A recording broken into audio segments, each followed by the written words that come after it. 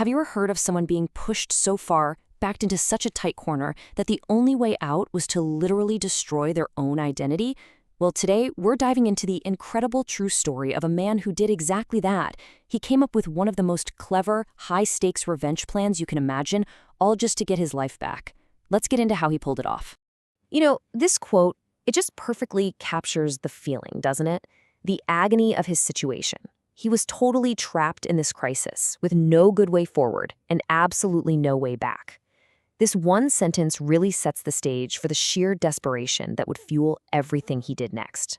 So, to really understand why he took such a drastic step, we've got to go back to the beginning. Our story kicks off in Kuwait, back in the early 1990s, with a widower just looking for a second chance at a happy life. So the man at the center of all this was in his late 40s. His first wife had passed away, leaving him childless and, well, incredibly lonely. His friends, they just wanted to see him happy again, so they kept encouraging him to remarry. And eventually he did. He married a younger woman from a neighboring country, dreaming of finally starting the family he'd always wanted. And for a while, it really was the perfect story. The marriage was going great, he felt happy, and his dream of being a father finally came true. They had a little girl, and then a little boy. On the surface, everything was perfect. But, of course, that happiness wasn't gonna last. A single, seemingly positive event became the turning point that would unravel his entire world and kick off this years-long drama, all centered around one thing: citizenship. And things just fell apart with shocking speed. After years of marriage, after having 2 kids together, he helps his wife get Kuwaiti citizenship, which is a huge, life-changing deal. But the timing, it was just stunning. Only a few months after she gets this new legal status, she hits him with divorce papers. I mean, can you imagine? He was completely blindsided. From his point of view, their marriage was fine. Sure, they had their normal little arguments, but nothing that would lead to divorce. He'd been a good husband, a good provider. The timing was just way too suspicious to be a coincidence. So what happened when they actually went to court? Well, this is where a law that was meant to do good gets twisted and used against him with absolutely devastating results. Okay, so at the heart of this whole mess is a specific Kuwaiti housing law. Now, it's designed to protect divorced moms, giving them the right to stay in the family home until their youngest kid is an adult. A noble idea, right? For sure. But in this case, it was about to become a weapon. The court's decision was just brutal. The divorce goes through, and his now ex-wife gets the right to live in his house. Not only is he kicked out of his own home, but he's still on the hook for all the bills and debts for it. Oh, and he has to pay her support on top of that. So now he's essentially homeless, but he's paying for his ex-wife to live comfortably in the house he used to call his own. And just when you think, wow, this can't possibly get any worse for this guy. Oh, it does. He was about to face the ultimate insult. This is just unbelievable. His ex-wife very quickly remarries her own cousin and moves the new husband right into the house the court just gave her.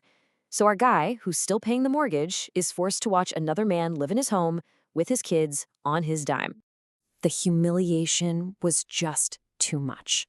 One day, he's completely overwhelmed with frustration and gets into a fight with the new husband. And the result?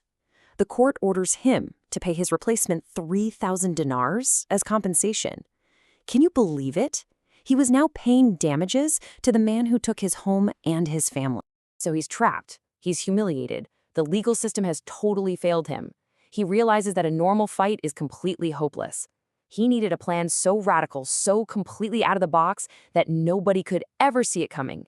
So this is where the genius starts. His opening move, he walks straight into the government office for citizenship and tells the director, "I'm a fraud. My Kuwaiti citizenship is fake." Now, of course, the director knows this guy's Kuwaiti by birth, but this was just the first move in a brilliant game of legal chess.